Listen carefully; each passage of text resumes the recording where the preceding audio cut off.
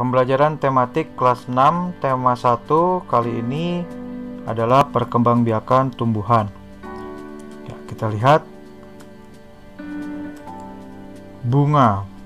Ada penampang bunga yang terdiri dari tangkai bunga, yaitu bagian bunga yang berada pada bagian bawah, berfungsi untuk penopang dan penghubung antara tangkai bunga dengan ranting.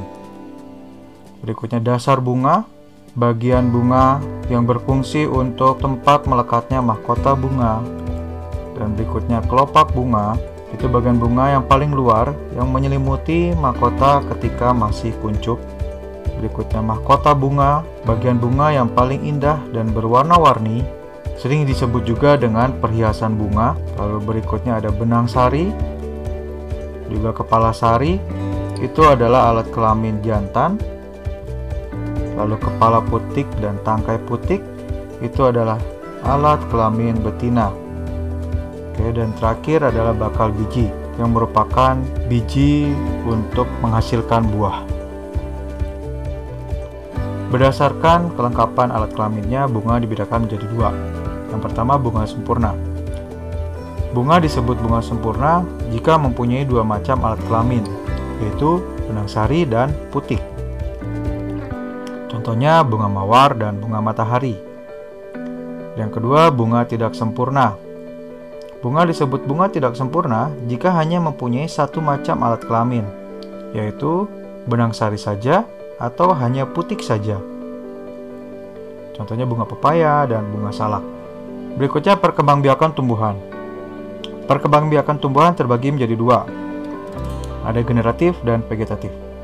Perkembangbiakan generatif merupakan perkembangbiakan yang didahului pembuahan. Pada tumbuhan berbunga, pembuahan yang terjadi didahului dengan penyerbukan. Penyerbukan adalah peristiwa jatuhnya serbuk sari ke kepala putik. Lalu vegetatif. Vegetatif adalah perkembangbiakan yang dilakukan tanpa melalui penyerbukan. Sekarang kita lihat secara generatif. Secara generatif terbagi menjadi 4, yaitu penyerbukan sendiri, penyerbukan pada suatu bunga yang serbuk sarinya berasal dari bunga itu sendiri. Kalian bisa lihat serbuk sari dengan putiknya berada dalam satu bunga. Yang kedua, penyerbukan tetangga adalah penyerbukan pada suatu bunga yang serbuk sarinya berasal dari bunga lain, masih dalam satu tangkai. Yang ketiga, penyerbukan silang adalah penyerbukan pada suatu bunga yang serbuk sarinya berasal dari bunga lain pada tumbuhan lainnya yang masih satu jenis. Jadi bedanya tetangga dengan silang, kalau tetangga masih dalam satu pohon, sedangkan silang sudah berbeda pohon. Lalu yang terakhir adalah penyerbukan bastar, yaitu penyerbukan pada suatu bunga yang serbuk sarinya berasal dari bunga lain pada tumbuhan lainnya yang berbeda jenisnya. Kalian bisa dilihat antara bunga satu dengan bunga lainnya berbeda bentuk. Oke, berikutnya adalah vegetatif. Vegetatif terbagi dua, yaitu ada vegetatif alami dan vegetatif buatan.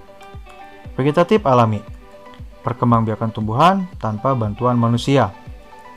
Ada spora, umbi batang, umbi lapis, dan umbi akar. Contoh spora, jamur, lumut, paku-pakuan. Contoh umbi batang, kentang, ubi jalar. Contoh umbi lapis, bawang merah, bawang putih.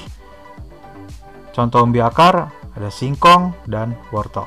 Vegetatif alami berikutnya adalah tunas, tunas adventif, rizoma atau akar tinggal, dan stolon.